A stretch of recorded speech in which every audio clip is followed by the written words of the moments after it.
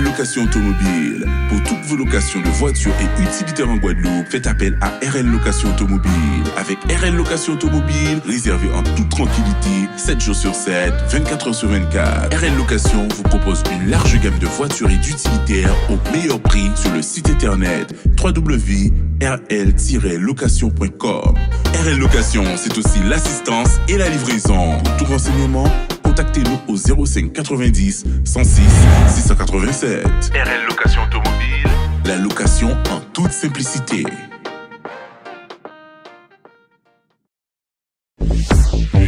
Hexagone, actualité.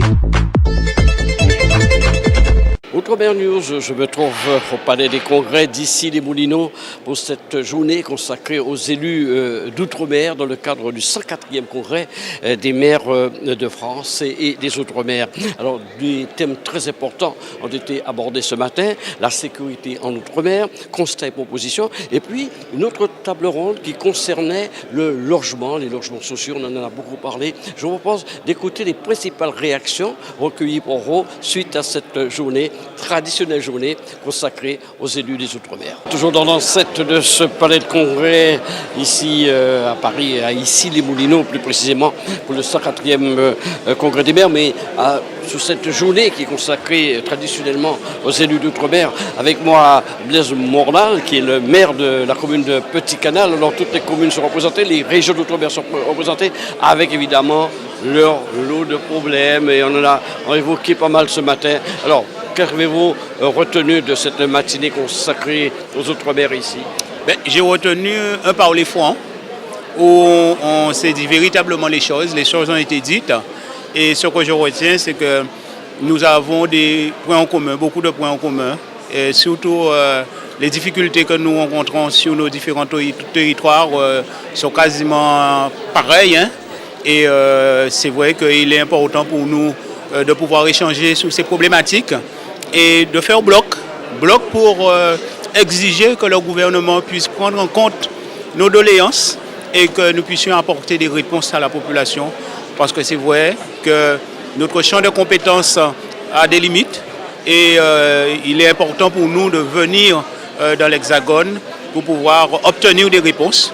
Et lorsque nous faisons bloc, nous sommes plus forts et on entend en tout cas nos cris, les cris que nous relayons, les cris de la population, les difficultés de la population. Et aujourd'hui, il s'agissait de deux sujets, la sécurité sur nos territoires et le logement, des sujets qui touchent, je dirais, au quotidien la population de nos différents territoires, la Guadeloupe, et ma ville aussi est concernée. Pour la sécurité, ouais, la sécurité justement au niveau de Petit-Canal. Je dirais, comme partout, nous avons aussi des problèmes d'insécurité, nous avons des plaintes de la population, nous avons des actes de délinquance. Nous essayons de pallier au mieux avec notre police municipale. Et moi, à mon niveau, je suis en train d'augmenter l'effectif de ma police municipale, et afin de pouvoir être au plus près de la population. Il y a un travail de proximité, on en parlait tout à l'heure là avec un élu de la Martinique, et c'est ce travail-là qui pourrait porter ses fruits selon vous? Il y a deux choses. Il y a ce travail de proximité bien sûr, parce qu'il faut qu'il y ait de la prévention, il faut qu'il y ait de l'accompagnement, mais à un moment, ça ne suffit pas. Et quand ça ne suffit pas, il faut qu'on ait aussi l'appui, je dirais, des forces de l'ordre qui sont gérées par le gouvernement. Et c'est vrai qu'à travers nos communes, Petit-Canal, nous avons une convention avec la gendarmerie, mais des fois l'effectif ne suffit pas. Et lorsqu'on n'apporte pas des réponses, la population a cette sensation d'impunité. Et vous savez, quand il y a cette sensation d'impunité, on a l'impression que ça ne sert pas. Comment avez-vous réagi des propos du ministre chargé des Outre-mer qui disait que les brigades sont là pour aller chercher les délinquants, mais il faudra accepter la bagarre parce que c'est inévitable? Mais ce sont des propos vrais, je dis. À un moment, il faut arrêter de caresser dans le sens des poils, et il faut aller sur le terrain, il faut aller dans la confrontation pour ramener de l'ordre. Ramener de l'ordre, ce n'est jamais facile, et il faut avoir ce courage en tout cas.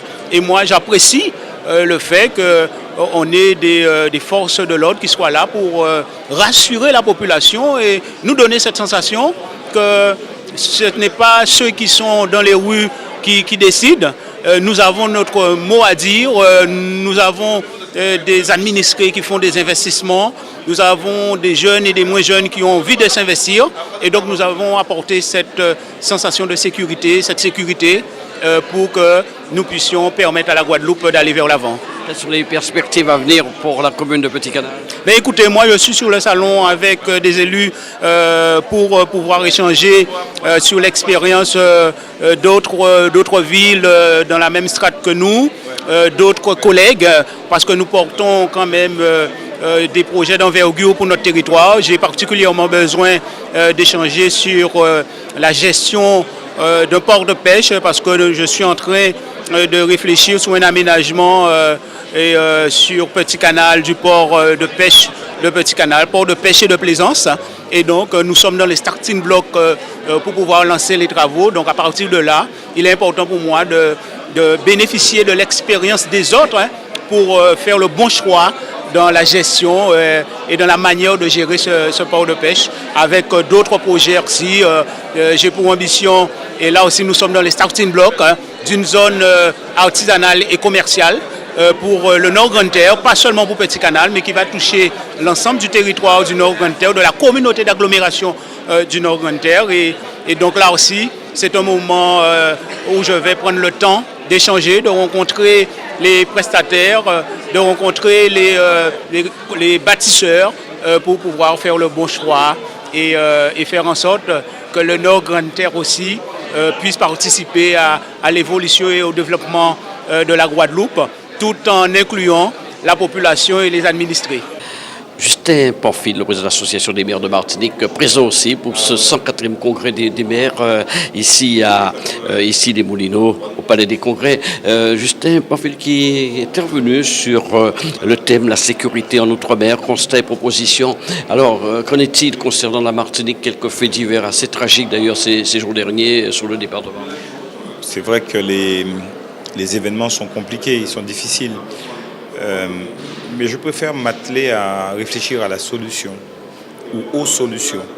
Et dans mon intervention, j'ai fait un point sur 3 choses. La question de la répression, les gendarmes ont apporté des réponses. Arrivée de 80 gendarmes là, demain. 30 nouveaux gendarmes qui vont arriver dans les jours prochains. Un préfet de police. C'est vrai qu'il a été nommé pour 6 mois pour organiser les choses.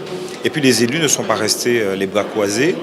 Je suis en train de travailler dans une coordination État, CTM et Association des maires, puisque les maires sont au cœur du dispositif, notamment sur un contrat local, un contrat territorial de sécurité. Donc ça veut dire que ce soit sur la répression, que ce soit sur la prévention ou éventuellement sur la solidarité, notamment pour l'aide aux victimes, parce qu'il faut penser aux victimes, on a une réflexion face à une situation qui est de plus en plus explosive.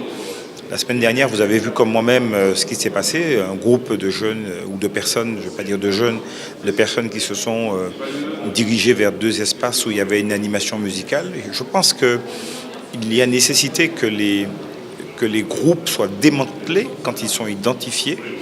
Et puis sur les jeunes en particulier, notamment sur la prévention, parce que c'est ça, il faut travailler avec eux pour éviter d'avoir en fait un phénomène d'identification, de reconnaissance dans ces groupes qui sont bien identifiés et qui sont plutôt des groupes où la délinquance est forte, de manière à travailler avec ces jeunes-là. Et moi je suis dans cet esprit-là avec le travail que nous faisons avec les bailleurs sociaux également, parce que ce sont des personnes qui sont dans les groupes HLM.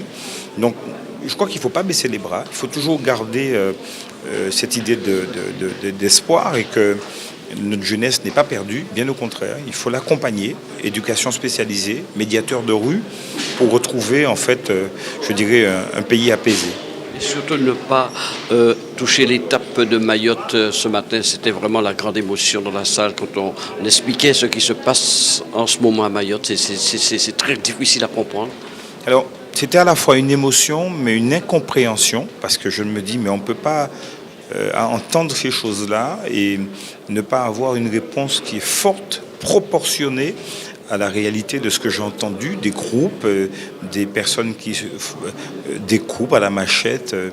C'est inadmissible et L'état de droit doit retrouver sa place. Les gens doivent se sentir en sécurité dans un pays français, dans un État où il ne peut pas y avoir d'état de non-droit et que par conséquent, ce que j'ai entendu là m'a quand même fait froid dans le dos en se disant qu'il suffit qu'il y ait un groupe d'organisés et ce groupe prend le pouvoir alors qu'on est dans un État de droit. Donc c'est inadmissible. Et par conséquent, nous demandons effectivement que l'État joue son rôle, que la police, que la gendarmerie soit présente sur le territoire pour que ça cesse. Outremernews.fr, le site de l'actualité Outre-mer, 24 heures sur 24 et 7 jours sur 7. Retrouvez la chaîne Outremer News sur YouTube.